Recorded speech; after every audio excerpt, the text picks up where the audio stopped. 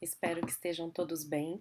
Nessa terceira aula da primeira semana sobre políticas públicas, ou discutindo políticas públicas, nós daremos continuidade a uma discussão sobre a formação e consolidação dos estados modernos. Como conversamos na aula passada, existiram alguns antecedentes na Idade Média, antecedentes que foram longos processos pulverizados que consolidaram uma nova construção de política, de economia, de sociedade, então uma nova construção do poder político, do Estado, do mercado e da própria sociedade, consolidando na Idade Moderna uma nova perspectiva e uma nova sociedade, ou seja, numa nova organização social. Então, anteriormente, como falamos na aula passada, a gente teve um comércio que ganhou forças, principalmente pelo Pacto Colonial, pelas novidades trazidas das Américas, da colonização das Américas para a Europa, né, do trânsito entre colônias e metrópoles. Nós tivemos o surgimento ou a formação de uma nova classe social, a burguesia, que se distanciou do campesinato por meio tanto da sua forma comercial quanto do artesanato, né, dos artesãos, que saíram dos burgos para dentro das cidades, inclusive isso é muito importante, e logo a relevância sendo tomada das cidades por meio do comércio, do artesanato, das feiras, se distanciando do campo. E isso, depois, quando a gente for falar sobre a Silvia Federici, numa das últimas aulas da semana 1, a gente vai entender como é que isso foi construído. Então, não foi simplesmente porque os burgueses passaram a ser relevantes, mais relevantes, e de repente falaram, vamos tomar as cidades. Existia uma série de ações, inclusive dos poderes que existiam naquela época para que isso fosse possível. Então a gente tem uma passagem do feudalismo para o capitalismo comercial, inclusive com a construção aí de algumas bolsas, a bolsa de valores da Holanda, a bolsa de valor, né, de Amsterdã, a bolsa de valores de Londres, em que existiu principalmente uma aliança entre alguns nobres, né, alguns reis e a burguesia. O que os burgueses ganharam nessa aliança? Uma diminuição dos impostos pagos, que eram altos impostos, lembrando que a nobreza e o clero não pagavam impostos durante a Idade Média, mas o campesinato pagava altos impostos, e uma centralização do poder por meio da violência. Então a gente tem um poder centralizado, a cobrança de impostos e uma violência para a garantia de obediência. Então a gente tem um mercantilismo, né, a venda desses metais preciosos, né, impulsionado pela venda dos metais preciosos vindos principalmente das Américas, o protecionismo de algumas fronteiras, o pacto colonial e uma balança comercial muito favorável. Então a Idade Média foi aquela em que, se a gente pensar na crise, a gente tinha uma sociedade estamental, uma sociedade de poderes que eram pulverizados em diferentes reinados, com as relações de suceranagem, né, de vassalagem e suceranos, e que os servos estavam presos à vida na terra. Então essa configuração social vai se transformando ao longo dos séculos e a configuração de poder também. Se vocês quiserem dar uma olhada depois nessa história em quadrinho, que é bem bacana, ela fica num blog chamado História em Quadrinhos, blog.blogspot.com, é bem legal, vocês podem ver aí uma série de resumos em história em quadrinhos bem bonitinhas. Eu acho bem interessante como a internet potencializa isso. Então vamos ver aqui qual era a estrutura de poder durante o poder feudal que foi caindo. A nobreza e o clero formavam a aristocracia, em que eles tinham todos os cargos políticos, as pensões vindas dos reinados e a isenção de impostos. A burguesia e o povo, os camponeses, pagavam os impostos e eram excluídos do poder político. Então as leis eram separadas, né, pelo Estado, privilegiando sempre a aristocracia. Por que eu estou dizendo Estado aqui? Os estudos hoje sobre Estados modernos indicam que, e sempre ao longo, né, sempre não, mas ao longo da nossa história e ao longo das sociedades, inclusive das sociedades ditas orientais, é possível encontrar algumas configurações de um poder que a gente poderia chamar de Estado. Por exemplo, o Estado romano, as cidades-estado, mas o que diferencia isso dos estados modernos? Essa é a pergunta, e não que não existissem potenciais estados em outros tempos, em outras localidades, mas sim o que vai mudar nessa organização.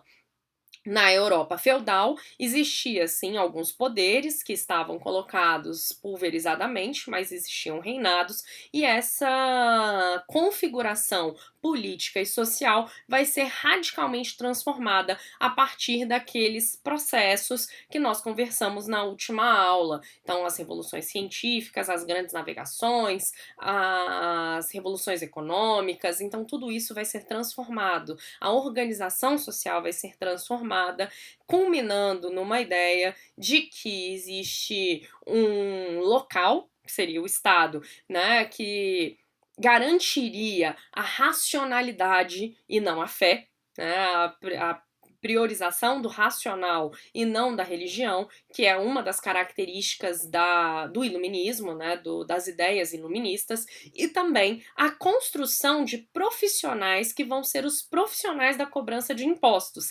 Aqui a burguesia ganha muito, porque elas são os reis, principalmente aqueles reis mais poderosos, os reis, né, de Portugal, da Espanha, da Itália, e aí principalmente na Itália, pensando em Florença, com os Médici, eles começam a chamar a burguesia para participar da vida política por meio da participação na burocracia. Então, a participação no Estado por meio da burocracia, que são aqueles profissionais responsáveis por coletar impostos, principalmente, mas também por indicar como a gestão dos territórios pode ser melhor organizada. Então a gente tem um tripé ali de território, população e poder, ou seja, soberania, e que vai ser também controlada, ou que vai ser possibilitada pela construção do exército, ou, né, o exército moderno, ele é diferente dos pequenos exércitos ou das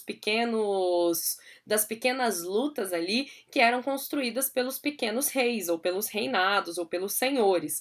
Então a gente tem nós temos alguns dos principais teóricos, né, dos absolutistas. Nós podemos falar do Maquiavel e do Hobbes. Eles são absolutistas porque eles falavam do Estado absoluto, do soberano, que era absoluto. O Maquiavel, que divide ética e política e diz, olha, o soberano ele não precisa ser bom, ele precisa simplesmente entender como gerir melhor esse território. E o Hobbes, que vai construir toda uma teoria política baseada na inércia, na ideia física da inércia, em que o estado de natureza é esse estado o do movimento, né, em que as pessoas se movimentam, mas que há necessidade de algo que os pare, que pare as pessoas, que pare o estado de natureza para garantir liberdades. Então, Hobbes é aquele que vai falar que existem pelo menos 3 liberdades fundamentais, que é a vida, o território e a propriedade.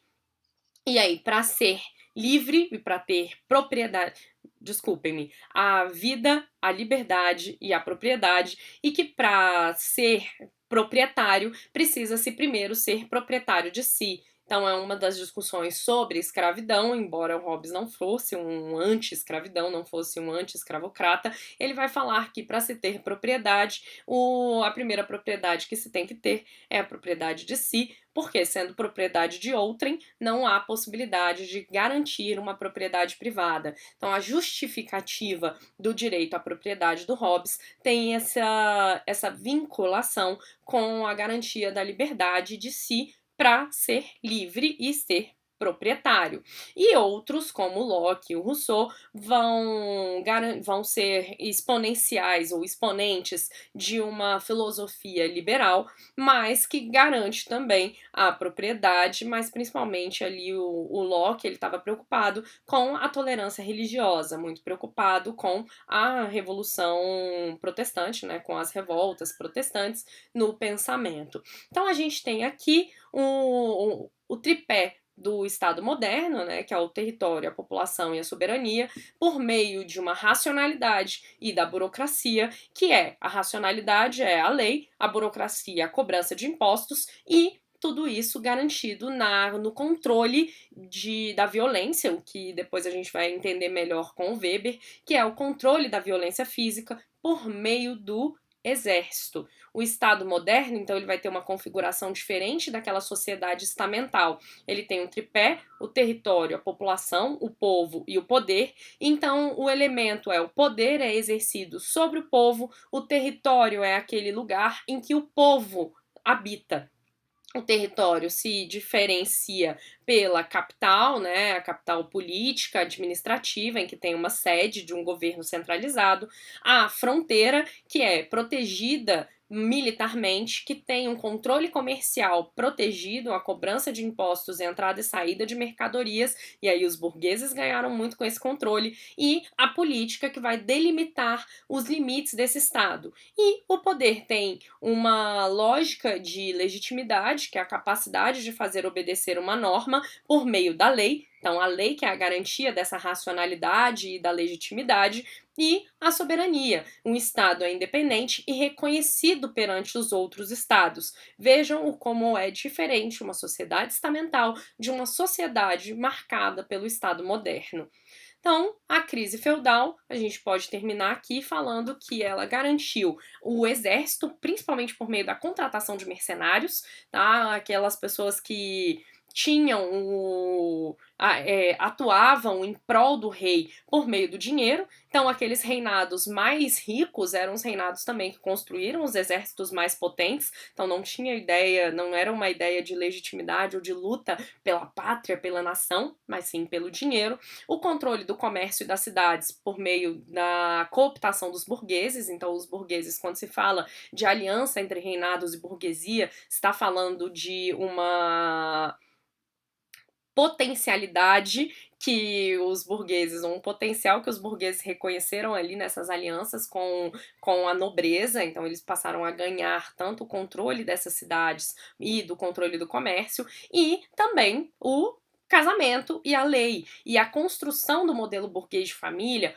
pai, mãe, filhos, sem uma articulação comunitária de família, que isso era o que existia antes, na Idade Média. A gente vai ver também com a Silvia Federici, falando sobre o casamento. Então a gente tem aí o casamento como um outro fundamental pilar do Estado moderno. O casamento e a lei, o controle dos comércios e das cidades pelos burgueses, e, então, falando de fronteiras, e o exército também como fundamento. Espero que vocês tenham gostado, que isso faça sentido para vocês quando a gente avançar ainda mais na discussão. Muito obrigada!